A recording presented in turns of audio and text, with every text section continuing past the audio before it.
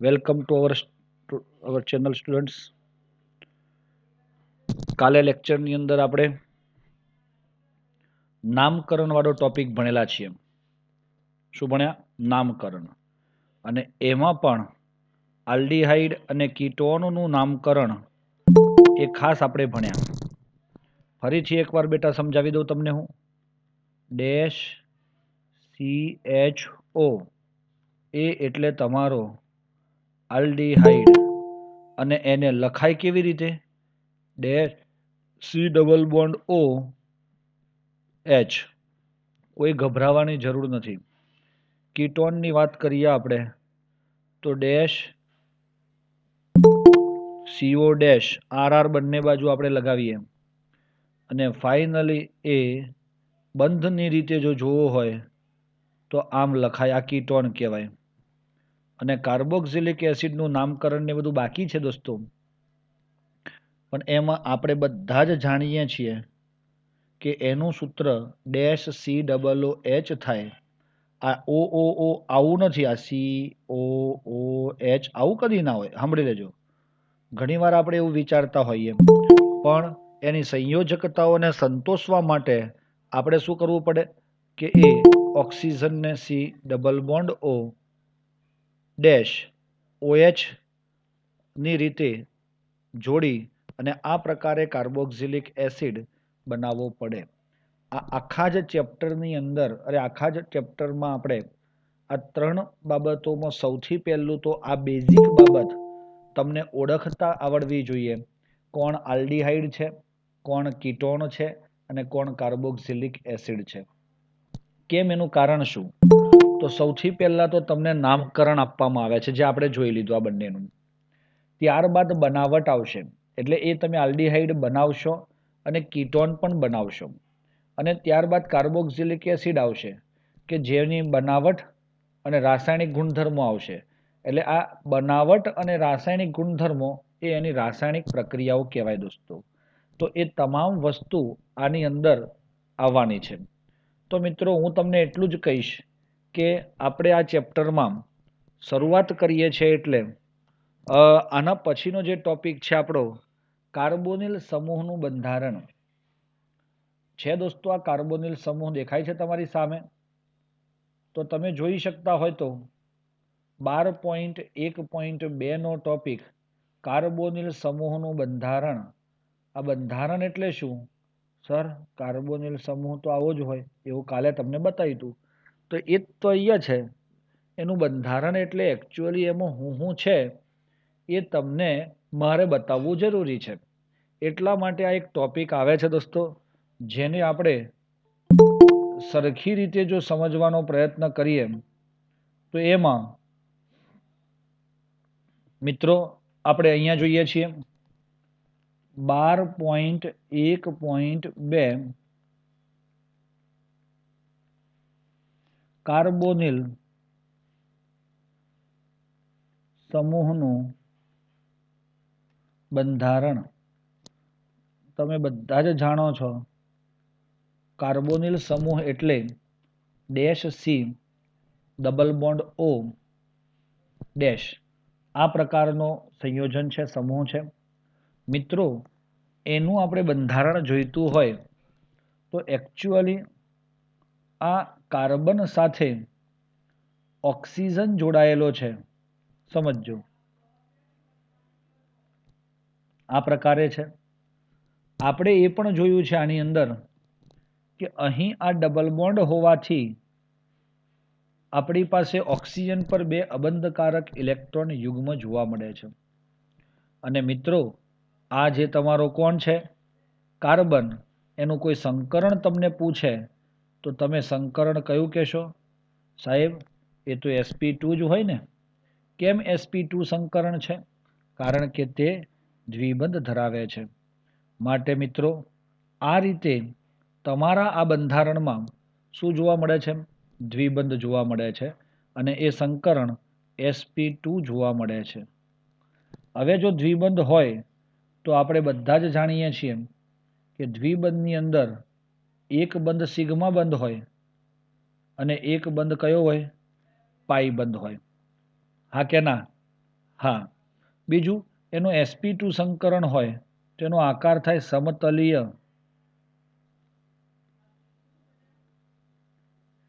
ત્રિકોણ આકાર થાય, એટલે આ બધું સમતલમાં છે. બીજું આ બંધ કોણ જે છે તે 120 ડિગ્રીની આસપાસનો બનવો જોઈએ. સમજ પડે છે? આવું બધું જોવા મળે છે. એટલે હું આ જ બંધારણને એક વિશિષ્ટ બંધારણની રીતે હું તમને બતાવું તો તમે શું કહેશો દોસ્તો?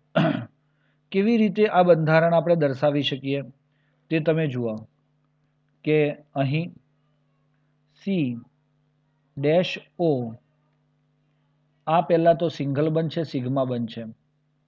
કાર્બન જ્યારે sp2 સંકરણ કરતો હોય ને ત્યારે એક આ સિગ્મા બંધથી આ રીતે જોડાય છે.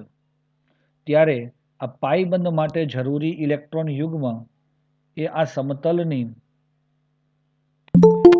ઉપર તેમજ નીચે ઘૂમતું હોય છે દોસ્તો.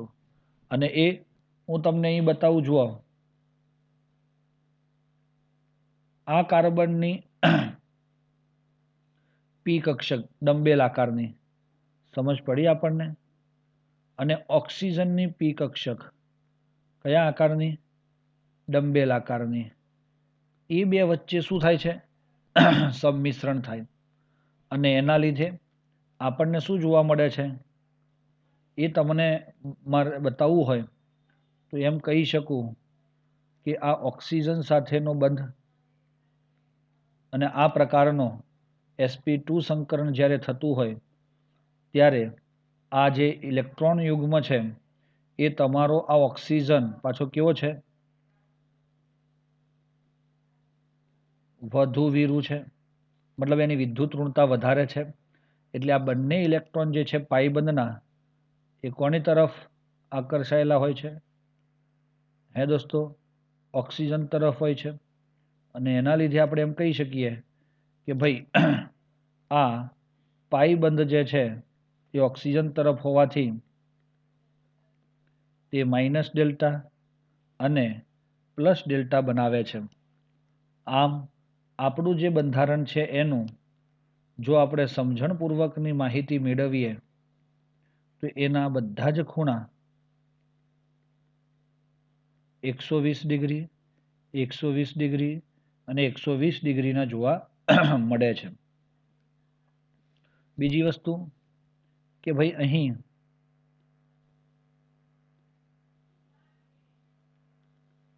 C-O બંધ ધ્રુવીય બને છે. કેમ ધ્રુવીય બને દોસ્તો?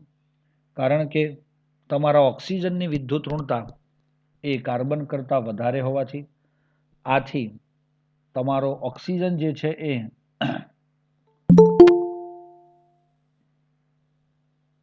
તમારો ઓક્સિજન એ આમ બને છે, સોરી, ઓક્સિજન માઇનસ ડેલ્ટા બને અને પેલો જે છે એ પ્લસ ડેલ્ટા બને છે. જે તમે કદાચ જોઈ શકતા હોય તો અહીં હું તમને બતાવું છું. આ માઇનસ ડેલ્ટા અને આ પ્લસ ડેલ્ટા બને. દોસ્તો, એક વાક્યની અંદર એમ પણ કહેવાય છે આમાં કે તમારો આ જે માઇનસ ડેલ્ટા બન્યો તેની પાસે વધારાનું ઇલેક્ટ્રોન યુગ્મ છે. આથી તે કેન્દ્ર અનુરાગી બને છે. અને કેન્દ્ર અનુરાગી એટલે કે લુઈસ એ મને તમે જણાવો તો સારું કહેવાય દોસ્તો.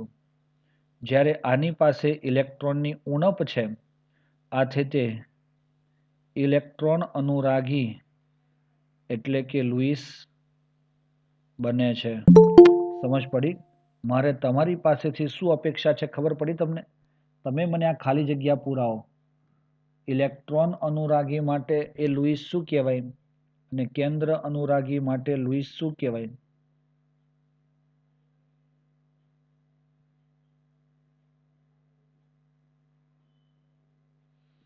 બોલો બોલો બોલો બોલો.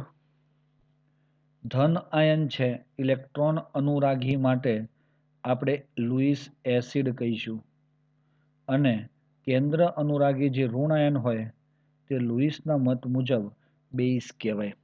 લુઈસની એસિડ બેઝ વ્યાખ્યા અનુસાર આપણે તે જણાવી શકીએ છીએ. અને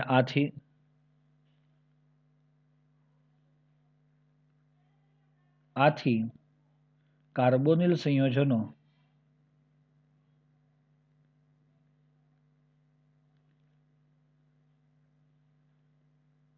દ્વિધ્રુવી ચાક માત્રા ધરાવે છે. હે દોસ્તો, દ્વિધ્રુવી ચાક માત્રા ધરાવે છે અને એ ની ધ્રુવીયતા ઈથર કરતાં પણ વધુ જોવા મળે છે. એનો મતલબ એમ થયો કે આના લીધે જ ઈથર કરતાં આમના ઉત્કલન બિંદુ કેવા હોય છે? ઊંચા હોય છે. દોસ્તો, સમજ પડી ગઈ હોય તો આપણે આગળ વધવાનો પ્રયત્ન કરીએ.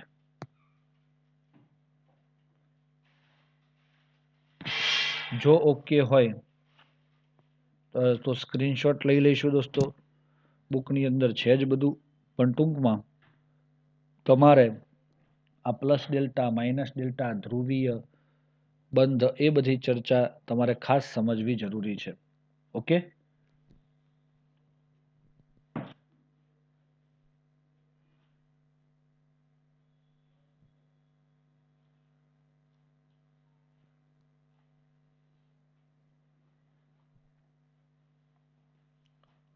ઓકે, ચાલો. ઓકે, તો હવે આપણે આગળ વધીએ છીએ આપણા ટોપિકની અંદર.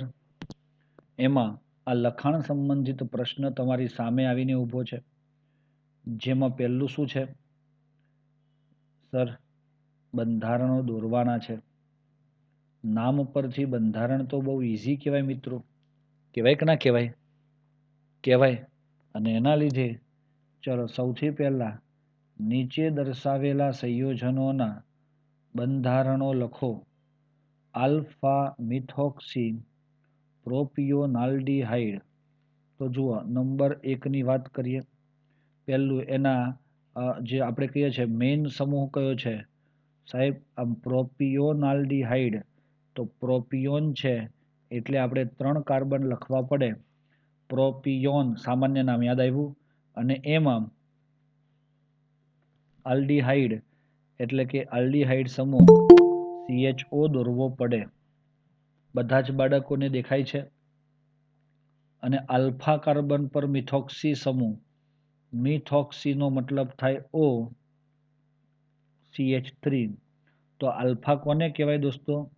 આ તમારો CHO જે કાર્બન સાથે જોડાય તે કાર્બન આલ્ફા અને એનો પડોશી કાર્બન બીટા કહેવાય. તો એ મિથોક્સી સમૂહ જે છે એ તમારો O CH3 સાથે જોડાયેલો હોવો જોઈએ. તો CH3 CH CHO આ બંધારણ થાય.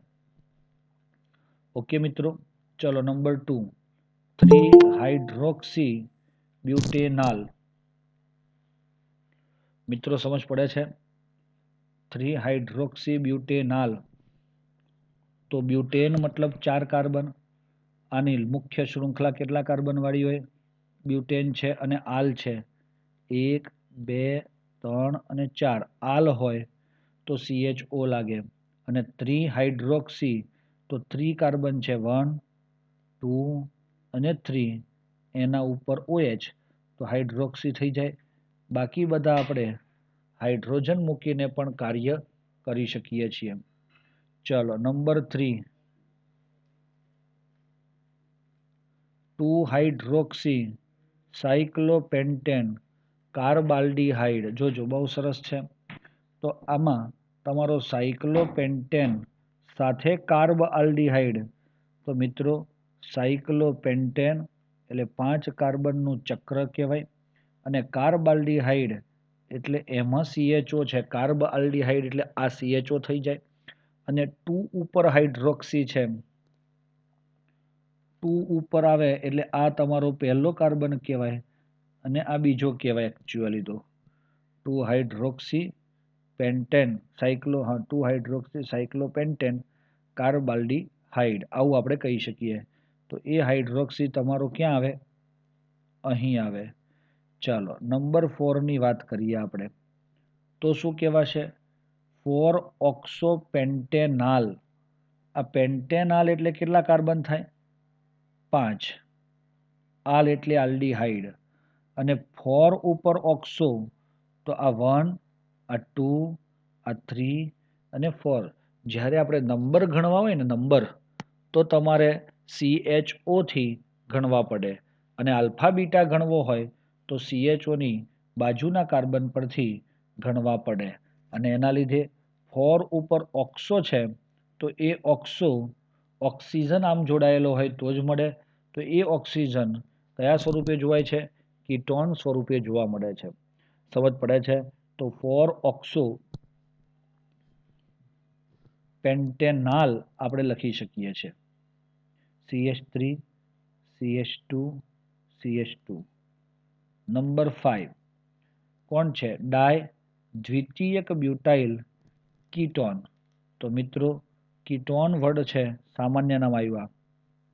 હા, ડાય દ્વિતીયક બ્યુટાઇલ એટલે ડાય એટલે 2 વાર, દ્વિતીયક બ્યુટાઇલ જોડાયેલો છે. કોની સાથે? કીટોન સાથે. તો સાહેબ આ દ્વિતીયક બ્યુટાઇલ કેવો હોય? તો એ જો મારે તમને બતાવવો હોય તો હું અહીંયા જ બતાવું છું, નામની બાજુમાં જુઓ, 1 2 3 ને 4. જ્યારે બંધ આ બીજા કાર્બન પરથી જોડાય તો એ દ્વિતીયક કહેવાય છે.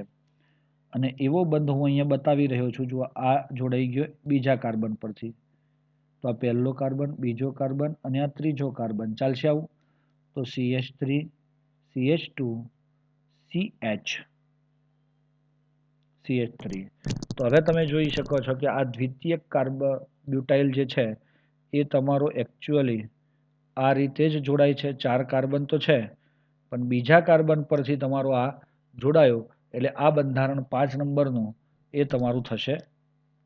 હવે ઉપર જુઓ દોસ્તો, ઉપર 6 નંબરનું આપણે દોરીએ છીએ. 4-ફ્લોરોએસિટોફિનોન.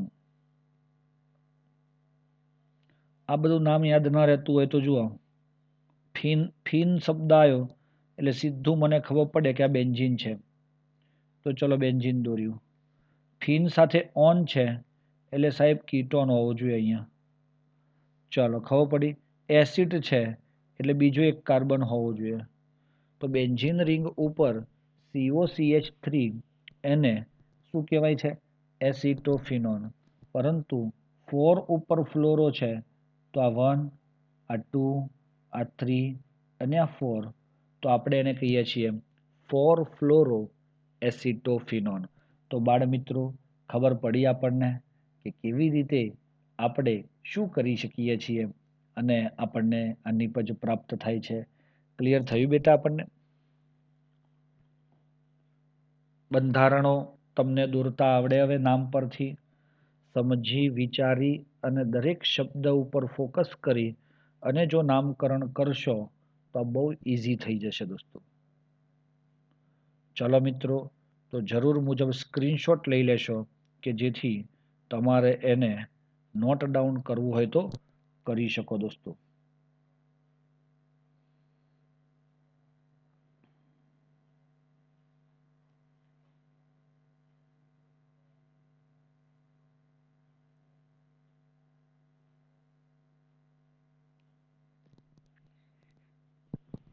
ચાલો હવે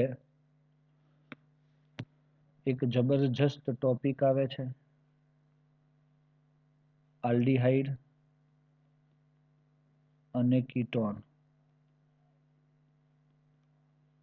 સંયોજનોની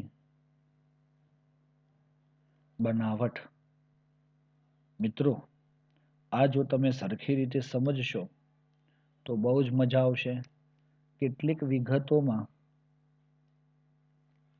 નંબર 1 કે ભાઈ આલ્ડીહાઇડની બનાવટ એ આપણે સૌથી પહેલા કરીએ છીએ આલ્કોહોલ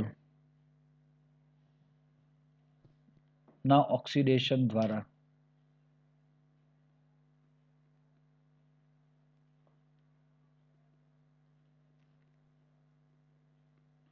ચલો દોસ્તો, પાછા સફર ઉપર તમને લઈ જઈએ. આનાથી આગળના ચેપ્ટરમાં તમને વસ્તુ ભણાવવામાં આવેલું કે ભાઈ આલ્કોહોલનું ઓક્સિડેશન વાળી પ્રક્રિયા યાદ છે? આપણે લેતા હતા એમાં KMnO4, પણ KMnO4 એ કાર્બોક્સિલિક એસિડ બનાવી દે, એટલે એ આમાં ના આવે, કારણ કે તમારે આલ્ડીહાઇડ અને કીટોન જ બનાવવું છે. પણ એક ઉદાહરણ હતું PCC, પિરિડિનિયમ ક્લોરોક્રોમેટ, અથવા Cu573 અથવા CrO3. આ ત્રણમાંથી કોઈ એક તમે વાપરો તો તમારો 1 ડિગ્રી આલ્કોહોલ, હે ને, 1 ડિગ્રી આલ્કોહોલ માંથી આલ્ડીહાઇડ બનતો હતો, યાદ હોય તો. શું વાપરતા હતા? PCC અથવા તો CrO3 અથવા Cu573 કેલ્વિન. યાદ આવે છે? આ પહેલું હતું તમારું. ત્યારબાદ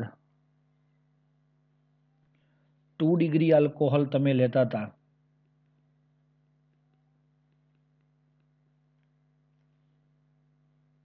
તો આપણે સેમ આ જ ઘટકો વાપરતા હતા, યાદ હોય તો, પણ એમાં PCC નહોતું આવતું. એમાં PCC માત્ર 1 ડિગ્રી માટે જ વપરાય, પણ Cu573 કેલ્વિન તાપમાને એનું ઓક્સિડેશન કરતા હતા, તો આપણને શું મળતું હતું દોસ્તો? કીટોન મળતો હતો. 2 ડિગ્રી આલ્કોહોલમાંથી કીટોન. અને આ પ્રક્રિયા આપણે ભણી ગયા છીએ. ઓકે દોસ્તો, સમજ પડે છે આપણને?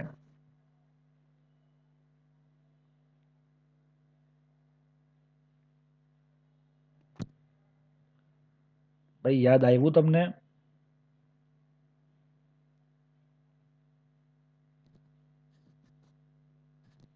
આલ્કોહોલનું ઓક્સિડેશન વાળો ટોપિક. હા, તો એમાં આપણે આ પ્રક્રિયા જોઈ છે, એટલે બહુ ડિટેલમાં આપણે જતા નથી. ચાલો, નંબર 2.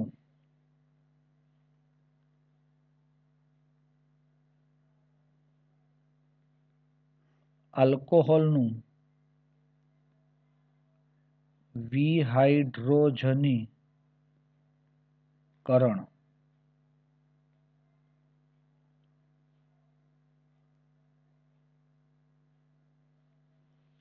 આ શું છે દોસ્તો? આલ્કોહોલનું વિહાઇડ્રોજનીકરણ હું તમને બતાવું છું.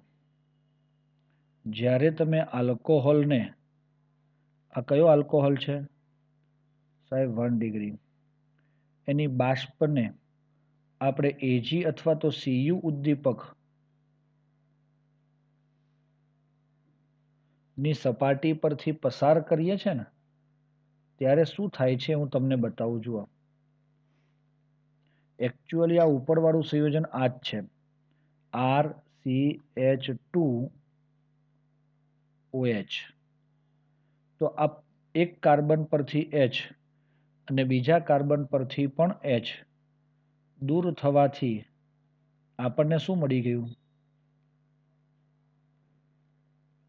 OH, એટલે RCHO મળે છે. એટલે 1 ડિગ્રી આલ્કોહોલમાંથી આપણને આલ્ડીહાઇડ મળ્યું. અને એવી જ રીતે જો આપણે 2 ડિગ્રી આલ્કોહોલ લઈએ એનો, તો સેમ પ્રક્રિયા થઈ. આ કાર્બન ઉપરથી H અને OH ઉપરથી H દૂર થઈ, RC double bond O, R dash વત્તા H2, એટલે આપણને શું મળે છે દોસ્તો? કીટોન મળે છે. બચ્ચાઓ, આ પ્રક્રિયા આપણે જોઈ નથી, પણ હવે તો જોઈ લીધી ને. વિહાઇડ્રોજનીકરણ એટલે શું કહેવાય એને? ડિહાઇડ્રોજીનેશન. હાઇડ્રોજન દૂર થવો.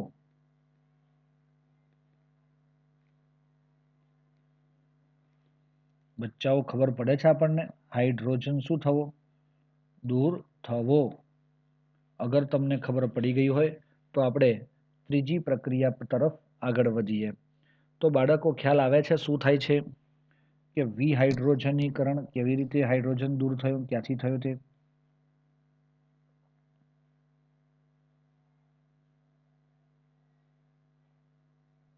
બહુ જ અગત્યની પ્રક્રિયા છે 3 નંબરની.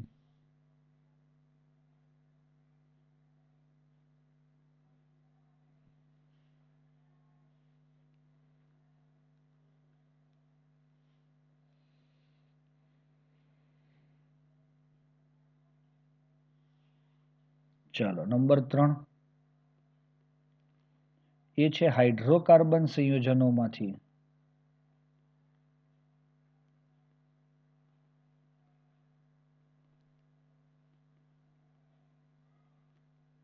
એ શું છે વળી? એમાં સ્પેશિયલી આલ્કીન માંથી દોસ્તો આ જે છે ને એ છે આલ્કીનના ઓઝોનાલિસિસ દ્વારા આલ્કીનના ઓઝોનાલિસિસ દ્વારા. હવે આ પ્રક્રિયા તો તમને અહીંયા આપી નથી પણ કીધું છે કે આપણે ક્યારે જોઈશું એને? એકમ 13માં તમે 11મા ધોરણમાં ભણ્યા છો તો તમને બધું યાદ જ હશે એવું વિચારે છે આ લોકો, પરંતુ છતાં પણ હું તમને અહીંયા સમજાવું છું દોસ્તો. ચલો આલ્કીન કીધો છે એટલે આપણે બધા જ મિત્રોને ખબર છે કે આલ્કીન આવો હોય. ખબર છે બેટા? બહુ સરસ પ્રક્રિયા છે અને બહુ ઇમ્પોર્ટન્ટ પ્રક્રિયા છે MCQ માટે. હો, પૂછાય જ છે આવું. ઓઝોનાલિસિસ જ્યારે કરીએ છીએ ત્યારે એની O3 સાથે પ્રક્રિયા કરવામાં આવે છે. કોની સાથે? O3 સાથે. બધાને સંભળાય છે ને દોસ્તો?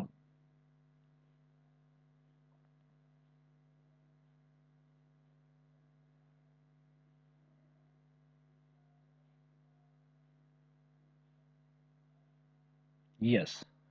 તો હવે આ ઓઝોન જ્યારે આની સાથે જોડાય છે ત્યારે એક મૂંગટ કે ઘૂંઘટ જેવી રચના અહીંયા જોડાય છે. આ ઓક્સિજન એક અહીંયા જોડાયો અને બીજો ઓક્સિજન અહીંયા જોડાય અને આ રીતે આનો આ બંધ તૂટે છે. એક સાંભળજો, ડબલ બોન્ડનો એક બંધ તૂટી આ ઓઝોન આવી રીતે અહીંયા વચ્ચે દાખલ થાય. ક્યાં દાખલ થાય? વચ્ચે દાખલ થાય છે.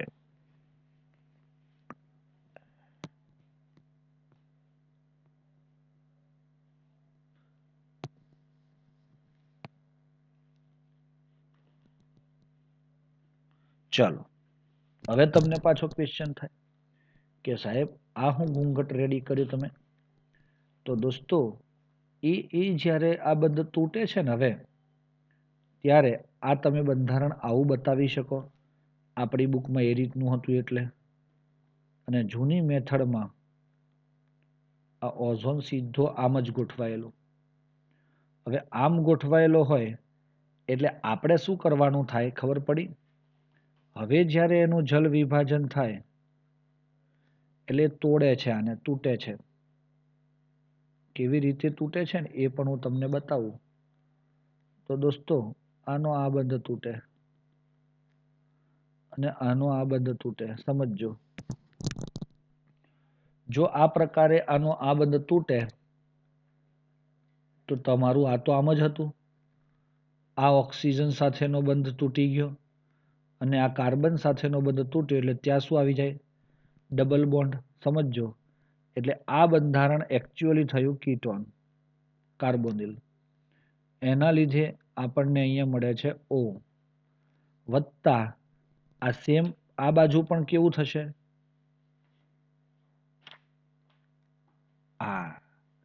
અને આપણે જલ વિભાજન કરવા માટે શું લીધેલું હતું? H2O લીધું હતું. તે H2O2 સ્વરૂપે દૂર થાય છે. ચાલો ક્લિયર છે? તમને હજુ પણ મારા ઉપર શક હોય તો હું તમને એક સરસ મજાનું એક્ઝામ્પલ આપીને સમજાવું. ચલો આ રીતનું મેં બંધારણ લીધું આલ્કીનનું. O3 સાથે જ્યારે પ્રક્રિયા થાય છે ત્યારે CH3 CH single bond CH CH3. એટલે તમારે શું ધ્યાન રાખવાનું થયું? આ ડબલ બોન્ડ હોય તેનો એક બંધ તોડવાનો અને એના માથે જ ઓઝોનને ચઢાવવાનો, સમજજો. અને હવે એનું મંડપ બની ગયો. જલ વિભાજન થાય એટલે એક જ વચ્ચેવાળો ઓક્સિજન બચી જાય, બાકી સંપૂર્ણ આ બંને બંધ તૂટે. તો જોજો આ ડાબી બાજુનો જે પાર્ટ તમને દેખાય છે CH3CHO અને જમણી બાજુનો પાર્ટ દેખાય છે CH3CHO આપણને મળે છે. તો દોસ્તો અહીંયા જોયું તમે, આપણને બંને આલ્ડીહાઇડ મળ્યા, હા કે ના? ભાઈ ખબર પડી?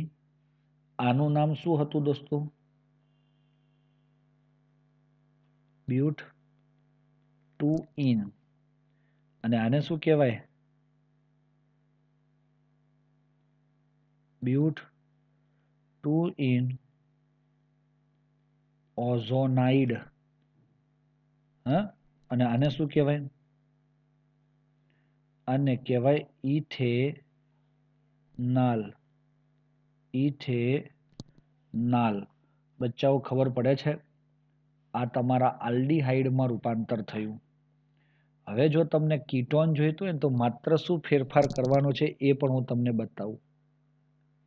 આ જ બંધારણ છે ઉપરવાળું. મેં શું ફેરફાર કર્યો એ તમે મને કહેશો. આનું નામ દોસ્તો 1 2 3 4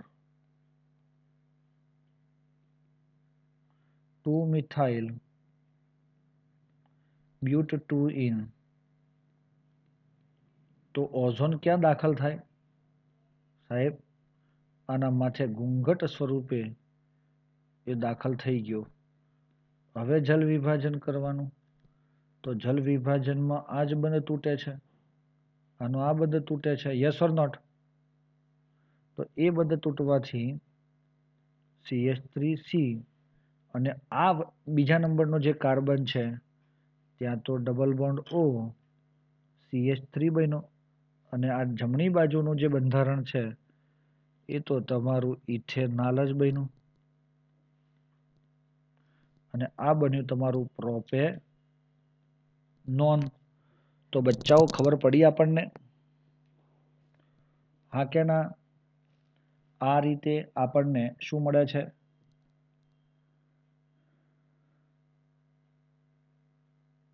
કીટોન અને આલ્ડીહાઇડ મળી શકે છે. બરોબર છે? આ ઓઝોનાલિસિસમાં આલ્કીનમાં ઓઝોન ઉમેરવામાં આવે છે. શેમાં? આલ્કીનમાં. તો તમે સમજી ગયા હશો મિત્રો કે હું શું કહેવા માંગુ છું, શું ઈચ્છું છું તે. ઓકે હોય તો આપણે આગળ વધીએ. અને એમાં ચોથા નંબરનું છે એ જ પ્રક્રિયા પણ આપણે અહીંયા જ લખીએ છીએ.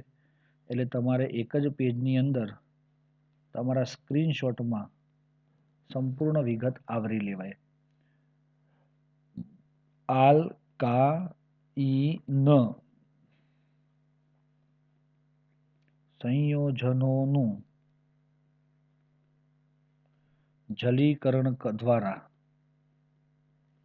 દોસ્તો આ શબ્દમાં જ એનો જવાબ છુપાયેલો છે, આખી પ્રક્રિયા છુપાયેલી છે. આલ્કાઇન એટલે આપણે 3 દ્વિબંધ હોય, એક દ્વિબંધ ત્રિબંધ હોય એ તો ઇથાઇન લીધો. એનું જલીકરણ એટલે શું સાહેબ? કાંઈ નહીં, એમાં પાણી ઉમેરવાનું, ઉમેર્યું. તો દોસ્તો આ H+ ની હાજરીમાં લેવામાં આવે છે. એટલે ત્યાં કાં તો H2SO4 અને HgSO4 નું મિશ્રણ લેવાય છે. આ ઉદ્દીપકો છે બંને ની હાજરીમાં જ્યારે પાણી ઉમેરાય છે ને, સમજો તો આ પાણીમાંથી તો H+ અને OH- બને. આથી આનો જે એક તરફનો આ બંધ છે એ તૂટે, CH ડબલ બોન્ડ CH બચે, ડાબી બાજુ H અને જમણી બાજુ OH જોડાવાથી આપણને શું આપ્યું દોસ્તો? આ હા, ઇથિનોલ. ઓકે, અથવા તો બીજું નામ છે સામાન્ય વિનાઇલ આલ્કોહોલ. શું નામ થાય આનું? Vinyl alcohol. હવે આ આગળની પ્રક્રિયામાં આપણને સીધી જ પ્રક્રિયા થઈ જાય. પુનરાવર્તન અથવા તો રીઅરેન્જમેન્ટ પણ શબ્દ વાપરી શકો તમે આને. અને એ થવાથી સીધું તમારું આ જોજો. હવે એ મારે તમને અલગ પેનથી જ બતાવવું પડે. આ તમારો H કયો? આલ્કોહોલનો H એ જાય છે ક્યાં? CH2 ના ઉપર, અને CH2 નો ડબલ બોન્ડ એ આ C અને O ની વચ્ચે દાખલ થાય તો આને કહેવાય CH3 C double bond O H, જેનું નામ છે દોસ્તો ઇથેનાલ. શું નામ છે એનું? ઇથેનાલ. ખબર પડી? તો આવી રીતે તમને શું મળે છે અહીંયા?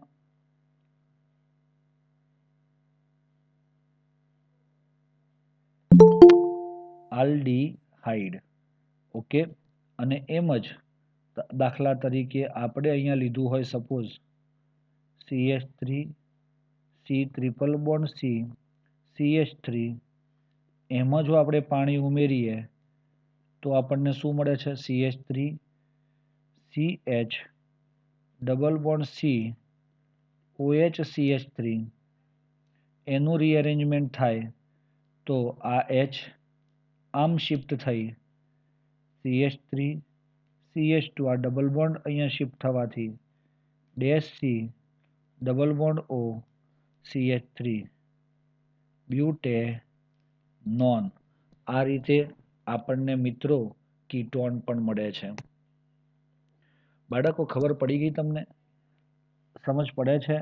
આ ચારે ચાર પ્રક્રિયાઓ બહુ જ અગત્યની છે એમ કહી શકો તમે, કે જેટલી તમે સમજશો એટલી નવી પ્રક્રિયાઓ એમાંથી તમે આપી શકો. અને હા, એટલું વસ્તુ ધ્યાન રાખજો, આ ક્યાંય તમારી થિયરીની અંદર પૂછાવાની નથી. પણ હા, આ ઓઝોનવાળી પ્રક્રિયા કઈક અંશે પૂછાય, ક્યાંક ને ક્યાંક પ્રક્રિયા પૂર્ણ કરવાની એવું પૂછાય, MCQની અંદર પૂછાય, તો તમને સમજ પડી ગઈ હોય દોસ્તો. તો હવે આ તો જનરલ પ્રક્રિયા, આમાં બંનેની નિપજ બને છે. સાંભળજો, આમાં આલ્ડીહાઇડ પણ બને એ જ પ્રક્રિયાથી, અને એ જ પ્રક્રિયાથી શું બને? કીટોન પણ બને છે. હવે આપણે જે જોવા માંગીએ છીએ એવી સ્પેશિયલ પ્રક્રિયાઓ જોવી છે કે જેનાથી માત્ર આલ્ડીહાઇડ જ બને અને જેનાથી માત્ર કીટોન પર જ અસર કરતી હોય. તો તમે જો ઓકે હોય દોસ્તો તો આનો સ્ક્રીનશોટ લઈ ઓકે લખી મોકલો, એટલે આપણે આગળ વધીએ. ઊભા રહેજો. આને છે ને, આને આ ઉપર જે લખ્યું છે ને આપણે, આ આલ્ડીહાઇડ કે કીટોન મળે છે આમાં. સમજ પડ્યો? અહીંયા આપણે લીધું આલ્કીન અને આ છે ઓઝોન. ઓકે, આ રીતે આપણે કાર્ય કરી શકીએ છીએ. મિત્રો સમજ પડી ગઈ?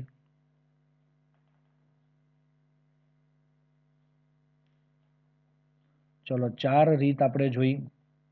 એમાંથી બે આલ્કોહોલમાંથી હતી, એક આલ્કીનમાંથી અને એક આલ્કાઇનમાંથી.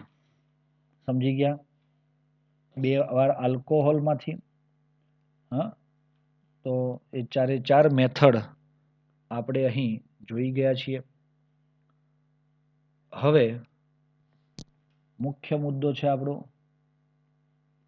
12.2.2 આલ્ડીહાઇડ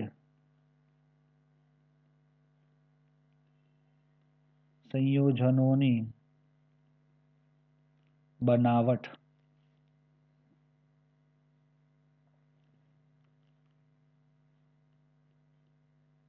મસ્ત સરસ પ્રક્રિયાઓ આપણા સામે છે દોસ્તો. રોઝનમુન્ડ રિડક્શન આ પહેલી પ્રક્રિયા છે. શું નામ છે પ્રક્રિયાનું? રોઝનમુન્ડ પ્રક્રિયા છે. અને હા, એ પ્રક્રિયા દરમિયાન આપણે શું કરીએ છીએ?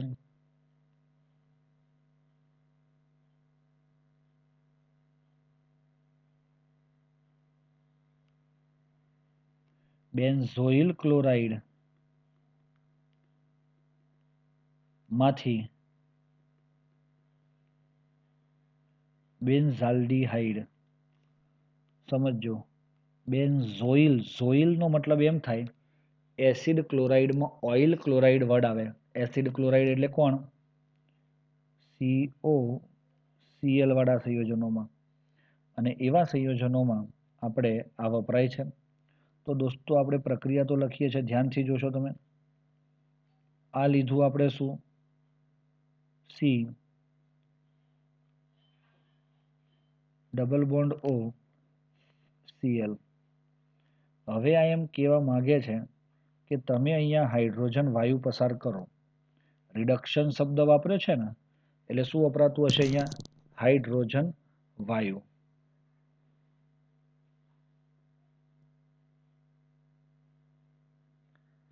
Okay, yes. અને આ જે છે એમને હાઇડ્રોજન વાયુ એકલો કંઈ દાખલ ન થાય. પેલેડિયમ અને BaSO4, સમજો આ ઉદ્દીપક છે બંને જણા.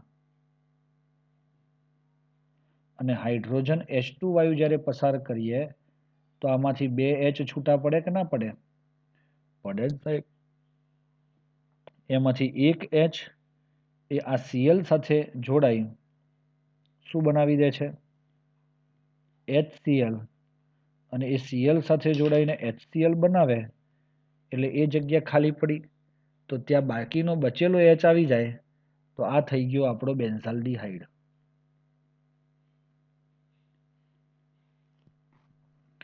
આને કહેવાય બેન્ઝોઇલ ક્લોરાઇડ.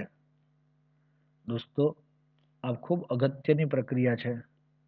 હા, આવી નામવાળી પ્રક્રિયા હોય, સ્પેસિફિક નામ પર ચાલતી હોય, એવી પ્રક્રિયાઓને આપણે ખાસ ધ્યાન ઉપર લેવી જોઈએ દોસ્તો.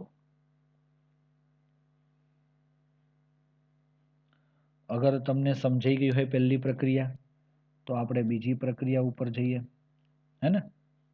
એમાંથી પહેલી છે દોસ્તો નાઇટ્રાઇલ અને એસ્ટર સંયોજનોમાંથી.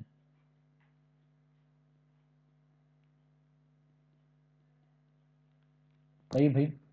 નાઇટ્રાઇલ અને એસ્ટર સંયોજનોમાંથી.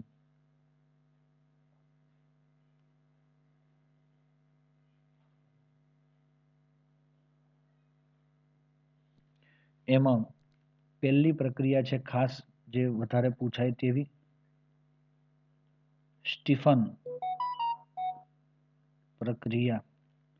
આ સ્ટીફનને એવા નામ, કોઈ સાઉથ મૂવી જોઈતા હોય તો એની અંદર પેલા વિલનના નામ હોય સ્ટીફન. તો આ સ્ટીફન જે છે એ નાઇટ્રાઇલમાંથી તમને શું આપે છે? આલ્ડીહાઇડ આપે છે. તો દોસ્તો આ નાઇટ્રાઇલ એટલે કોણ? અહીંયા લખીએ ને આપણે,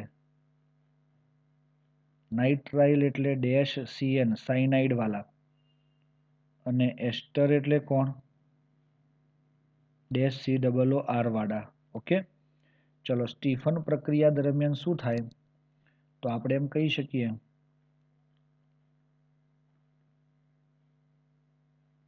નાઇટ્રાઇલ એટલે કે સાયનાઇડ માંથી શું બનાવે છે? આલ્ડીહાઇડ. હવે પ્રક્રિયાઓમાં કીટોન નહીં બને, માત્ર શું બનશે? આલ્ડીહાઇડ જ બને છે. એટલે તમારે આમાં ક્યાંય કીટોન ના વિશે વિચારવાનું નથી. C≡N. આ છે તમારો સાયનાઇડ.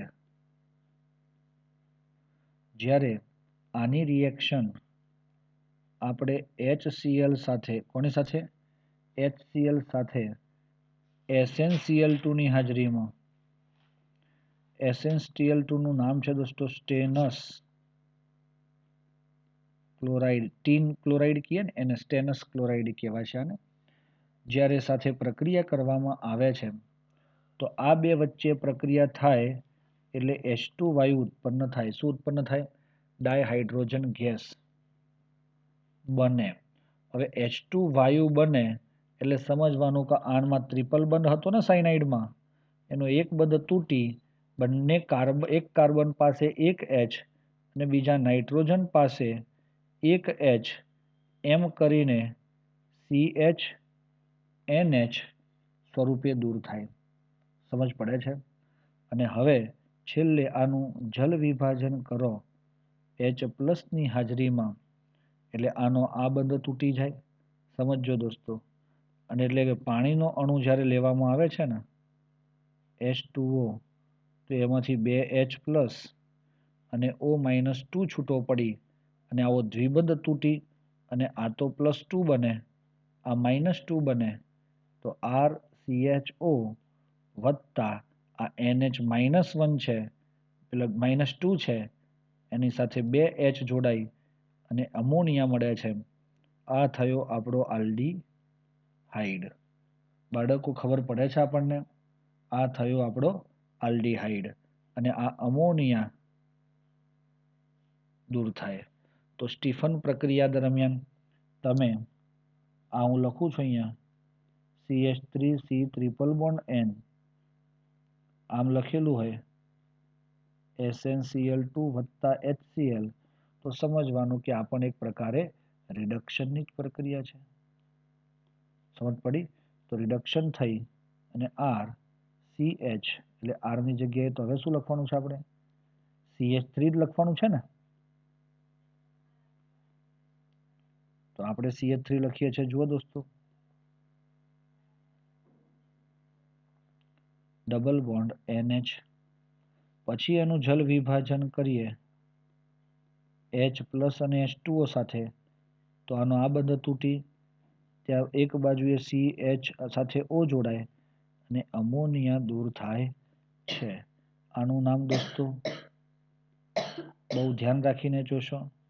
બે કાર્બન છે ઇથેન N આયો સાયનાઇડનો, નાઇટ્રાઇલ N જ છે ને એકલો, એટલે નહીતર મિથાઇલ સાયનાઇડ કહેવાય. અને આ તમારો બન્યો ઇથેનાલ. બાળકો ખબર પડે છે?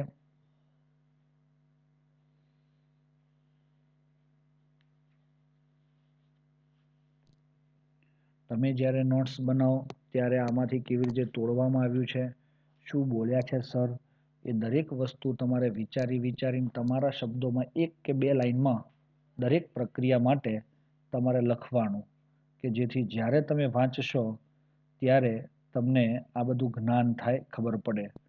જોજો, રોઝનમુન્ડમાં સીધો હાઇડ્રોજન વાયુ પસાર કર્યો આપણે અને સ્ટીફનમાં હાઇડ્રોજન વાયુ ઉત્પન્ન થયું. આવી બે પ્રક્રિયાઓથી હાઇડ્રોજન વાયુ શું થાય છે? ઉત્પન્ન થાય છે, આ રિડક્શનની પ્રક્રિયા દ્વારા. ચલો, ઓકે હોય તો આપણે આગળ વધીએ. એમાં બીજી પણ એક મેથડ છે કે તમે હવે એ સ્ટીફન નથી પણ ડાઈબાલ H સાથે પ્રક્રિયા આપણે કરવી છે. કોની સાથે દોસ્તો? ડાઈબાલ H સાથે. ડાઈબાલ H. દોસ્તો, આ ડાઈબાલ H શું છે? તો હું તમને હવે એનું આખું નામ કહું છું. ડાઈ એટલે D, આઇસોબ્યુટાઇલ એટલે IB, અને છેલ્લે આવે એલ્યુમિનિયમ એટલે કે AL, અને H એટલે કે હાઇડ્રાઇડ. દોસ્તો, આ એક પ્રબળ રિડક્શન કરતા છે. કેવો છે? પ્રબળ રિડક્શન કરતા છે. એટલે એ તમારો અહીં સાયનાઇડનું રિડક્શન CHO માં કરે છે અને એસ્ટરનું રિડક્શન CHO માં કરે છે, જે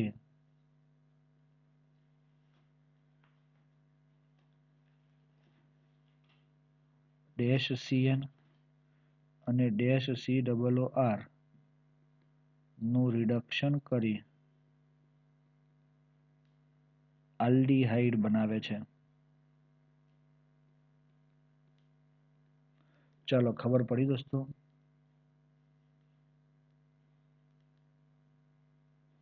હવે આપણે એની પ્રક્રિયાને જોવા ઈચ્છા ધરાવીએ છીએ ત્યારે, અને હા, તે પસંદગીમાન છે. જેવી રીતે કે એક હું તમને બતાવું, આ નવા પાને લઈ જઈએ તો થોડું વધારે મજા આવે દોસ્તો. 1 મિનિટ, આપણે એના માટે છે ને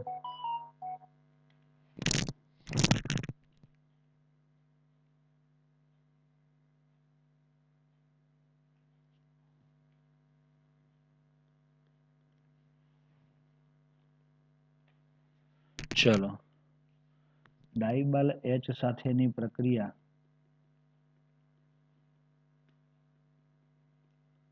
એની જે પ્રક્રિયા છે તેમાં RCN એ જ્યારે ALH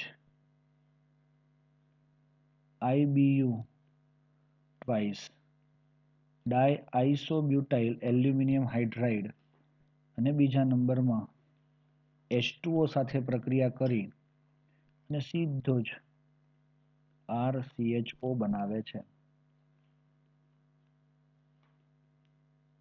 નાઇટ્રાઇલમાંથી આપણને શું મળે છે? આલ્ડીહાઇડ. નાઇટ્રાઇલમાંથી આલ્ડીહાઇડ બનાવે છે, અને કેટલીક વાર તો તે પસંદગીમય રિડક્શન પામે છે.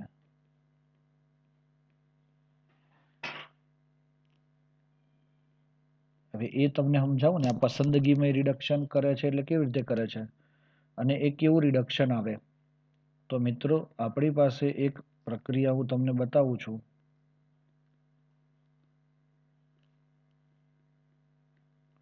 જનરલી આ સાયનાઇડ વાળું એક સંયોજન છે, એની પ્રક્રિયા આ ડાઈબાલ H, એટલે આ સૂત્ર શું છે તો એનું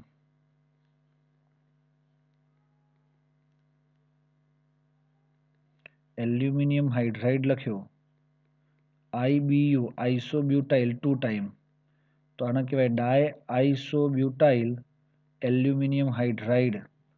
એટલે આનું આપણે જ્યારે રિડક્શન કરીએ છીએ ત્યારે આપણને શું મળે છે? તો CH3 CH double bond CH CH2 CH2 માત્ર CN નું CHO માં રૂપાંતર કરે છે. આ પસંદગીમય થયું. તો સાહેબ પસંદગીમય કેમ થયું? કેમ? કારણ કે હું જે હાઇલાઇટ કરું છું ને એ પાર્ટ બહુ સેન્સિટિવ કહેવાય. આ ડબલ બોન્ડ વાળો, આ ડબલ બોન્ડ વાળો જે પાર્ટ છે એટલો બધો સેન્સિટિવ હોય કે કોઈ પણ પ્રક્રિયા દરમિયાન જ્યારે પ્રક્રિયા કરવા બેઠા હોય, રિડક્શન કરતા હોય, તો સૌથી પહેલું રિડક્શન આ દ્વિબંધનું થઈ જાય, પછી સાયનાઇડ બાયનાઇડનું થાય. પરંતુ આ તમારો ડાઈબાલ H જે છે તે માત્ર CN પર જ એનું ફોકસિંગ છે, એટલે એની પસંદગી મય રિડક્શન, એટલે કે એને પસંદ છે માત્ર સાયનાઇડ. તો ઇફેક્ટ ઓનલી ઓફ સાયનાઇડ. અને આ જ રીતે દોસ્તો, એ જ રીતે હવે જ્યારે એસ્ટરનું રિડક્શન કરે છે, કોના દ્વારા? ડાઈબાલ H દ્વારા. તો શું મળ્યું આપણને? RCOO R ડેશ આમ હોય તો દોસ્તો ડાઈબાલ H અને H2O, આ H2O બીજા સ્ટેપમાં જોઈએ જ જલ વિભાજન કરવા, એ તમારો આ બંધ તોડે છે. કયો? આ દેખાય છે ને આપણને, એસ્ટરનો C double bond O OR dash. તો આ બંધ તૂટે તો આ માઇનસ અને આ પ્લસ બની અને આપણને શું આપે છે? RCHO. શું આપે છે? RCHO, જે દેખાય છે આપણને. અને એના લીધે આપણો આ એસ્ટર જે છે એ સીધો જ આલ્ડીહાઇડમાં રૂપાંતર પામે, વત્તા પેલો તમારો આલ્કોહોલ બને. R ડેશ વાળો જે હતો ને આ બાજુનો પાર્ટ, એ આલ્કોહોલ બને. એ આપણે બતાવતા નથી, ધ્યાન પણ લેતા નથી. એક સુંદર મજાનું બંધારણ તમારી સામે આપું છું. CH3 CH2 9 આમ કર્યું છે. COO CH2 C2H5. આમ તો કેટલા ઇલેક્ટ્રોન થયા દોસ્તો? બહુ ગંભીર ઇલેક્ટ્રોન કાર્બનની સંખ્યા થઈ. 9 CH2 વાળા, એક મિથાઇલ વાળો અને એક C વાળો COO વાળો, 11 કાર્બન થયા, જેની કોઈ પણ ભાર આપણને ન હોવાથી આ ડાઈબાર H વાળી જ્યારે પ્રક્રિયા એની સાથે કરીએ છીએ ત્યારે આપણને એટલું જ ધ્યાનમાં છે કે એનો આ બંધ તૂટી જાય છે અને CH3 CH2 9 C double bond O અને H પેલો C2H5OH બની જાય એટલે આ બન્યો તમારો આલ્ડીહાઇડ. આ કોણ હતો? એસ્ટર. આ એસ્ટર આપીને એ એવું સાબિત કરવા માંગે છે કે તમે કોઈ પણ પ્રકારની પ્રક્રિયા કરો તો ડાઈબાલ H જે છે તે તમારા એસ્ટર અને સાયનાઇડનું જ રિડક્શન કરી અનુવર્તી આલ્ડીહાઇડ બનાવે છે. બાળકો સમજ પડે છે આપણને? ખ્યાલ આવે છે મિત્રો?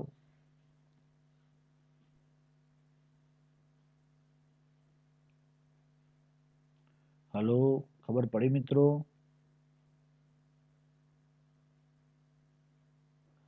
જો તમને ખ્યાલ આવી ગયો હોય તો આપણે આગળ વધીએ. નંબર 3 વાળી પ્રક્રિયા આવે છે દોસ્તો. થોડો સમય જશે, અડધો કલાક નીકળી જશે બીજો, તો આપણે આટલી પ્રક્રિયાઓ તો સરસ રીતે આજે પાકી કરી લઈએ. માત્ર 3 પ્રકારની પ્રક્રિયાઓ નવી ભણ્યા, બાકી ઓલરેડી જૂની 2-3 પ્રક્રિયાઓ તો હતી તેની તે જ હતી દોસ્તો. એટલે ગંભીરતાપૂર્વક વર્ક કરીએ.